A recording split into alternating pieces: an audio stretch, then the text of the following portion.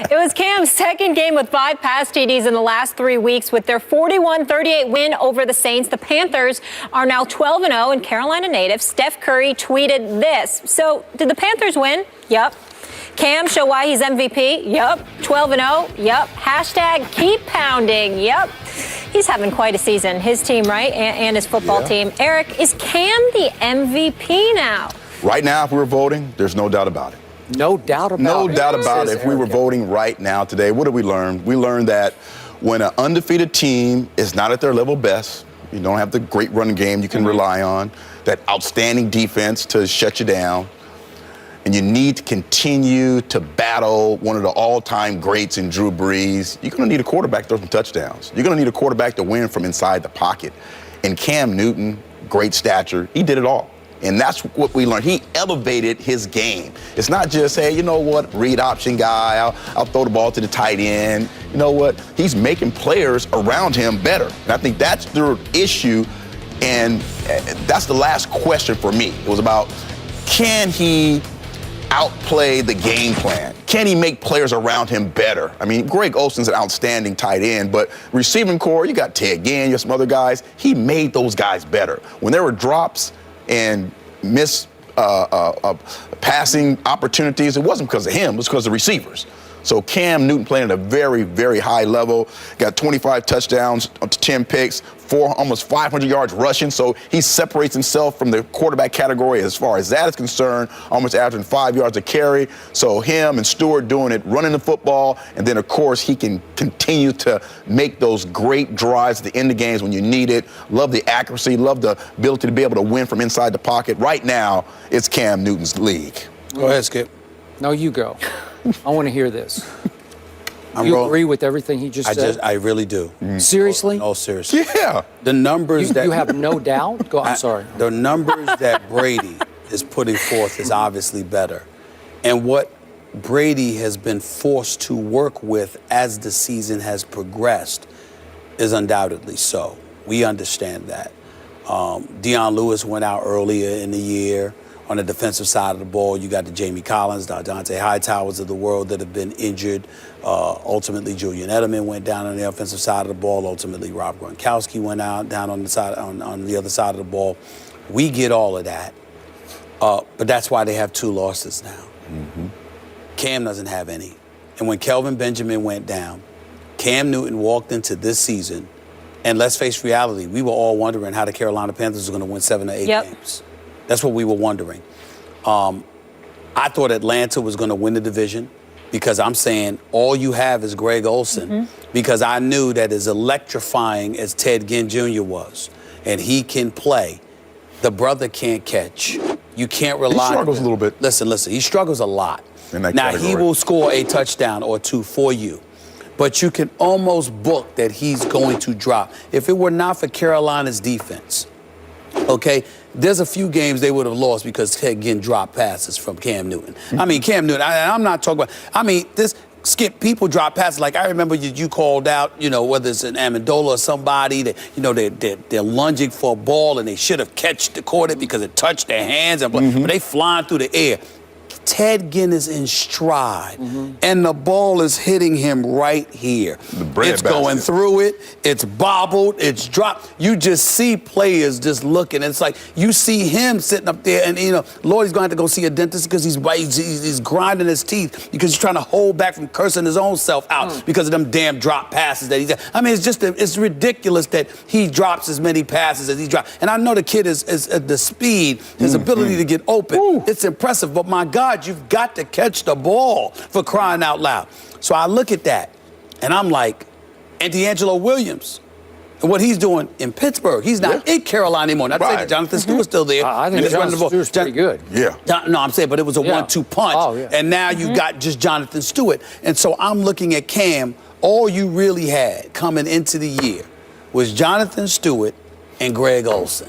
And somehow, some way, he's finding ways to win. Pressurized moments, Skips, when it counts in the fourth quarter is when he appears to be at his best, and they are undefeated.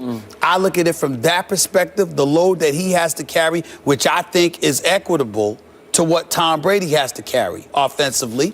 and they're unblemished. And I can't. A couple of weeks ago, I was like, Brady by a smidgen. Yeah, me too. I can't do it now. I have to give it to Cam Newton. If it's still 4 games to go. Right. It's still 4. But if you had to ask me today, if I had to sit there and I had to vote today, Cam Newton would get my vote for NFL MVP. Okay, I will acknowledge to both of you, Cam Newton is in the midst of a sensational breakout season. But I also got to tell you that outside of Patriots Nation, there's a whole lot of Patriot hate out there. And I think the world outside Patriot Nation was waiting for the smallest excuse to elevate Cam above Brady. And they got it with 2 losses, one at Denver, in which, by the way, New England led 21-7 early in the 4th quarter and was about to get the ball back when an undrafted rookie free agent, I won't even say his name because he's now cut. He's no longer with the team. Muffs a punt. Remember that? That was the turning point in that game. And obviously then Gronk with 2:35 left in that game got hurt. And I will remind you that yesterday at home, Tom Brady threw 2 touchdown passes to put them up 14-0 before all hell broke loose with all the gift turnovers. And we talked about that in the last topic. Okay.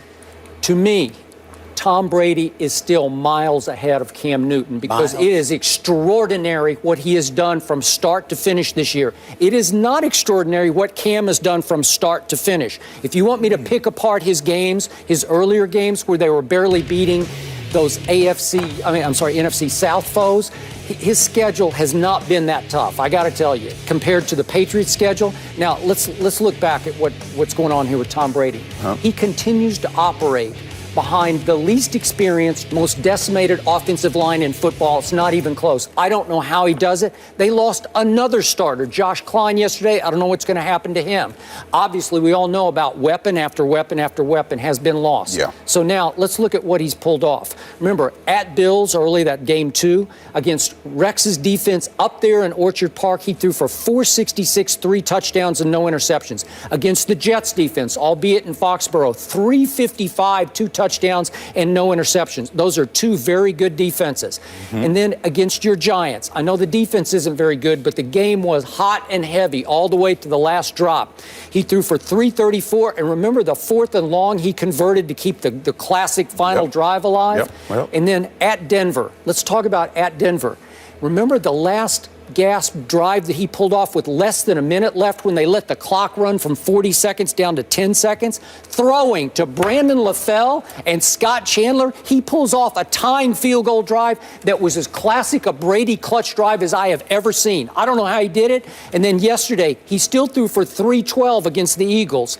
And in the end, as we all agreed in our opening topic, he threw 4 passes in the last series that I thought should have been caught, and maybe the first one for a touchdown to Brandon LaFell. So I look at what he has 31 touchdowns, which leads the National Football League, only 6 interceptions. On percentage of interceptions to touchdowns, that ranks second only to Alex Smith, who has only 14 touchdown passes to 3 interceptions. So Alex doesn't do that, but 31-6, and he's thrown for the most yards in the National Football League. What more do you want from a guy? That's MVP all over. Here's my problem with your argument. The things that you're saying he did, one could argue Cam has done. Lately, he's been great in the 4th quarter. Is that what you mean? Exactly. Yeah. So what I'm saying to you is that you have your heroic moments by Tom Brady. We have ours about Cam Newton. Yeah. You have Bill Belichick and a system that has been in place where continuity matters and the weapons, because Rob Gronkowski just got hurt. Julian Edelman's been out a few weeks now. Amendola, the same thing. But by and large, for this 10-2 start, for the vast majority of that, they have been in attendance, in uniform, playing. You also have to take into account the fact that even though Carolina has won their division for the 3rd consecutive year, last year they went to the playoffs at 7-8-1. And there were questions about the legitimacy of Ron Rivera, particularly on the offensive side of the ball, because we all know that the man knows defense, he knows the locker room, apparently he has motivational skills and whatever, but he has never been mistaken for Bill Belichick is. Right. So because of that, all of those things taken into consideration, to witness what Cam Newton has done under pressure in the 4th quarter with guys that he had available to them, because Greg Olsen is no Rob Gronkowski. Right. Kelvin Benjamin is no Junior. Greg Olsen is pretty great. Yeah, he is. Listen. He's a friend of the show. He's very good. Nobody's knocking him, but he's a tight end. Your receivers has been this dude Funches, along with Ted Ginn Jr. And Cotry was Cotry, old, but older. You know, Jet. He was. It was He's a long time making ago. them better. It was a long time ago when he was with the Jets and he was with the Steelers.